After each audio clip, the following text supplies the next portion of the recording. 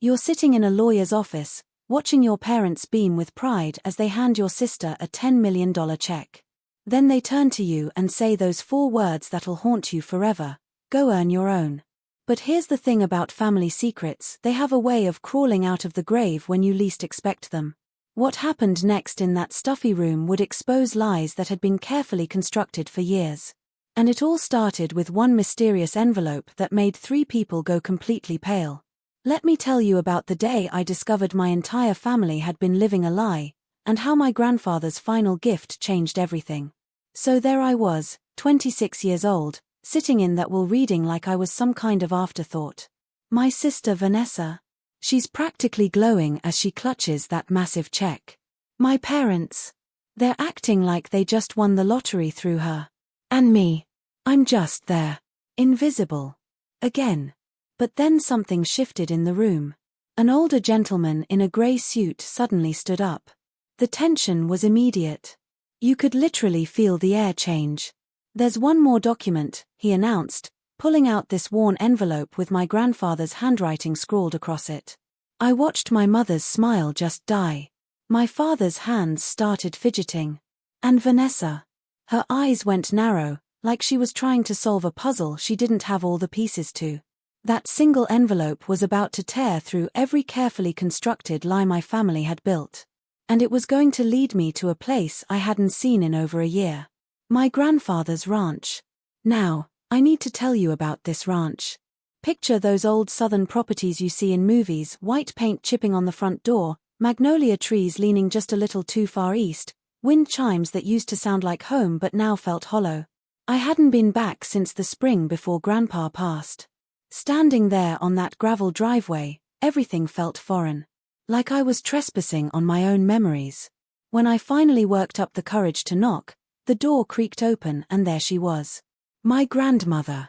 Arms crossed, jaw set like stone, and a voice that could cut glass. So, you finally decided to show up. The coldness in her voice hit me like a slap. Where was the warmth? The relief? The confusion? There was nothing but ice-cold disappointment. Grandma, what's going on? I asked, stepping closer, desperately searching her face for any sign of the woman who used to bake me cookies. They told me you were too busy, she said, her voice wavering between hurt and anger. That you didn't want to be bothered. That you had some fancy new life and didn't need us anymore. My throat went dry. That's not true. I tried to call. I came by in March. Vanessa was here and she said nobody was home. My grandmother's eyes narrowed. We were here. We were always here. The silence that followed was deafening. Then she disappeared into the house without another word. What she brought back made my blood run cold. A worn leather notepad. My grandfather's handwriting, blocky and neat, just like I remembered. But the phone number written on that page, it wasn't mine. Not even close. This is the number he kept calling, she said, holding it out like evidence in a trial. Grandma, I've had the same number since college. This isn't mine. She stared at that notepad, her brows knitting together in confusion. They told us you changed it. That you didn't want to be tracked down. That you were ashamed of us. The words hit me like a physical blow. No, I whispered, backing against the wall for support. They lied to you. They cut me off from you on purpose.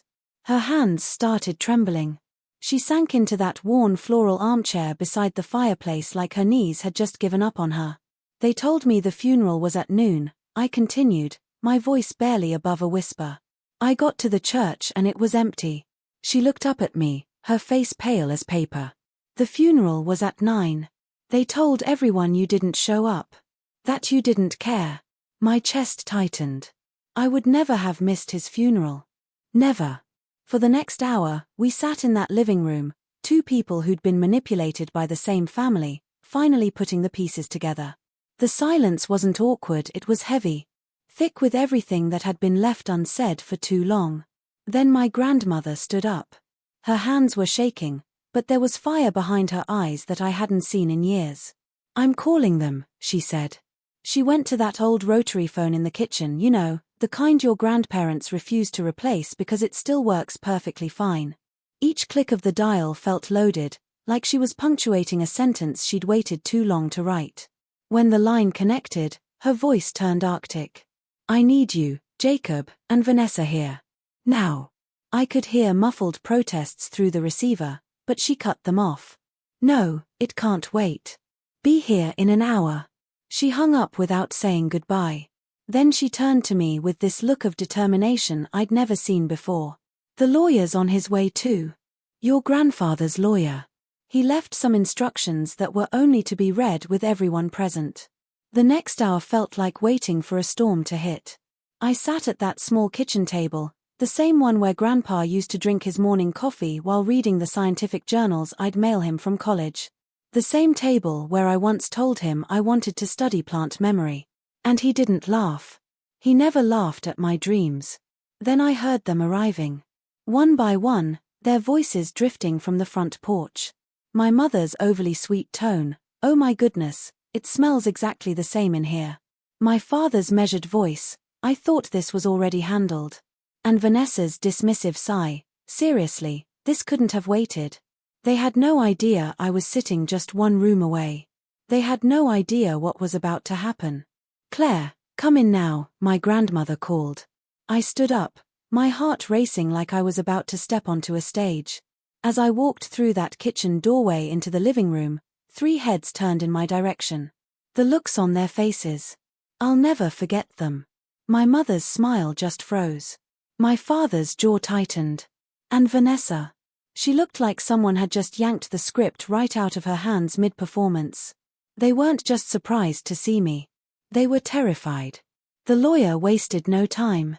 He pulled out this thick manila envelope and cleared his throat. "This is the last will and testament of Walter Whitman, recorded and sealed per his request." What came next would change everything. "To my wife, Margaret Whitman, I leave our family ranch, the house, and sufficient funds for her comfort and care."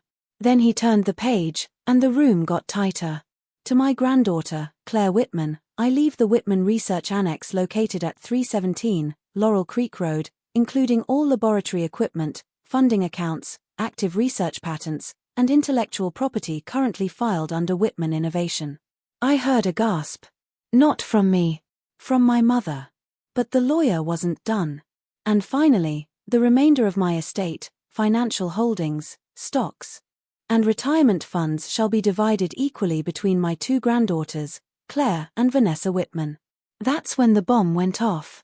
Vanessa shot to her feet so fast her chair scraped across the floor like nails on a chalkboard. "What?" She spat, her voice cracking. "He gave her the annex.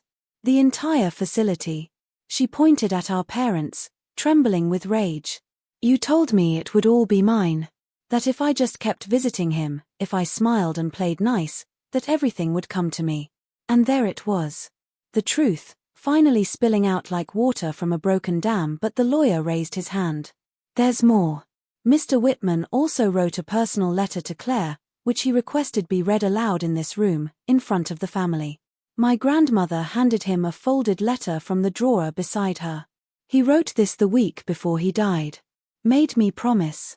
The lawyer unfolded it carefully, and my grandfather's handwriting filled the page. Broad, confident, exactly like I remembered. "To my dearest Claire," he began reading, and the words hit me like a warm wind. "If this is being read, then I'm no longer by your side. But my belief in you remains stronger than ever. You were always the quiet one, the observer, the thinker, the one who asked why when others didn't care to." I watched Vanessa slump back into her chair. My mother's fingers twisted in her lap. My father stared out the window like he could escape through it. "You built your own truth in a family that never learned to honor yours." The tears came then, but I didn't look away. I wanted them all to hear every single word. "You were never a mistake. You were the legacy I was proudest of." The letter continued, and with each word, I felt something shift inside me.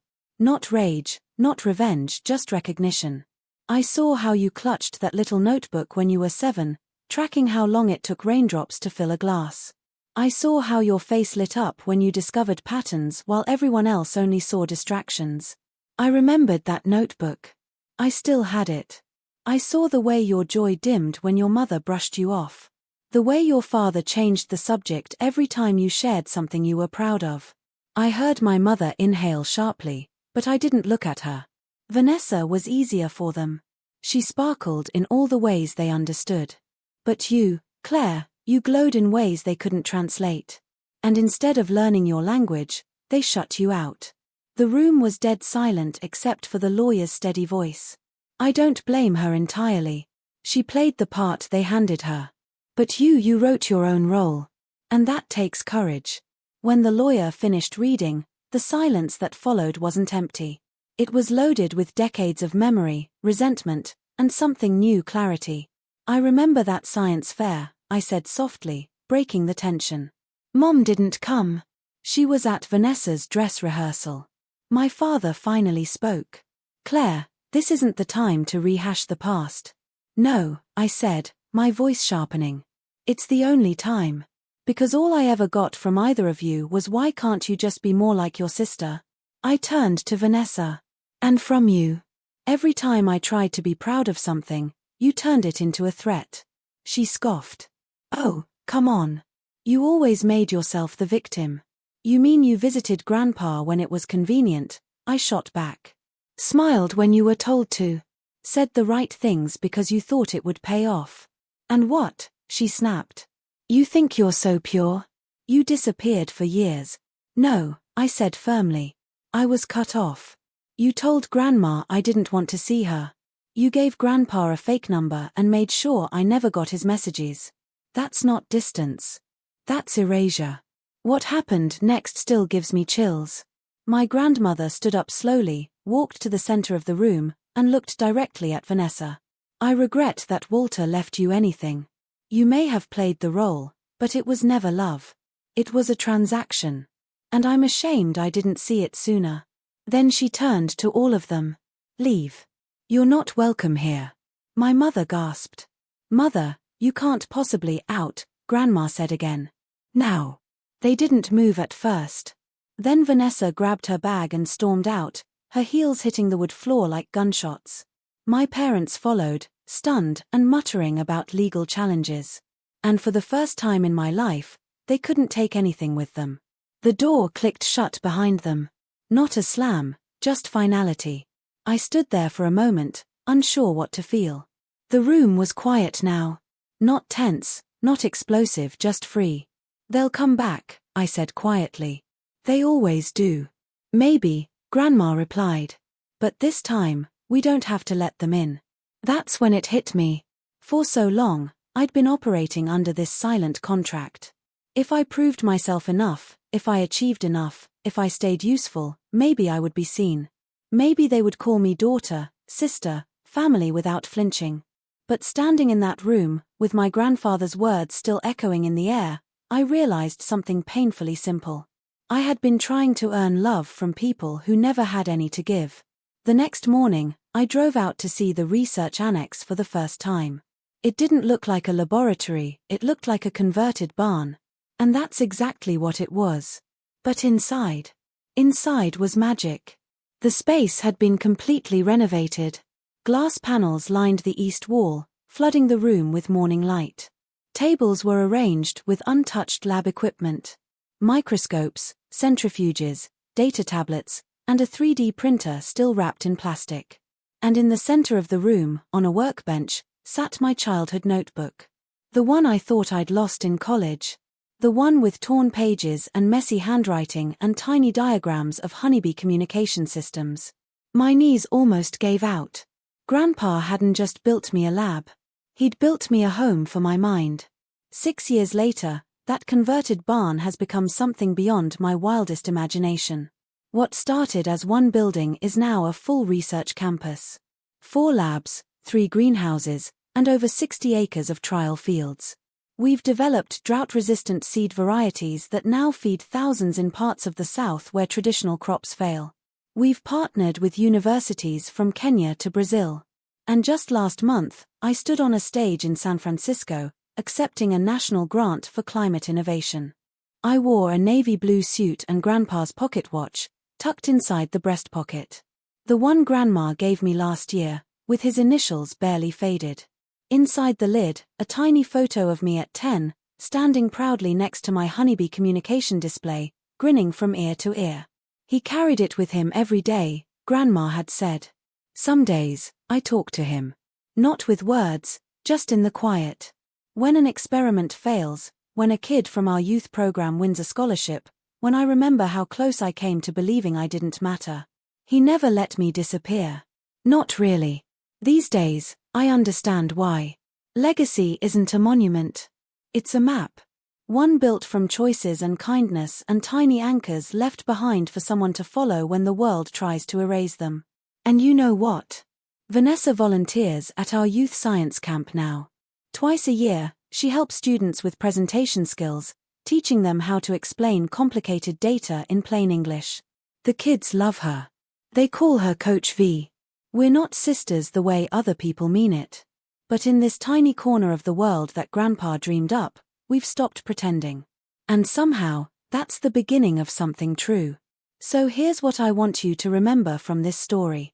Sometimes the people who are supposed to love us most are the ones who make us feel the most invisible. But that doesn't mean we actually are invisible. It just means they don't know how to see us.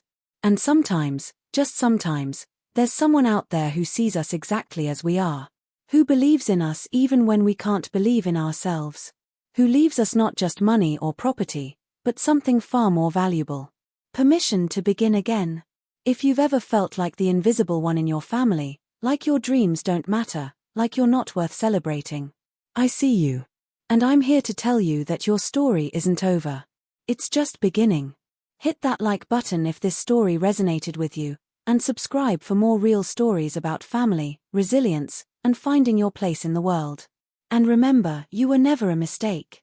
You were always the legacy someone was proudest of. Until next time, keep writing your own role.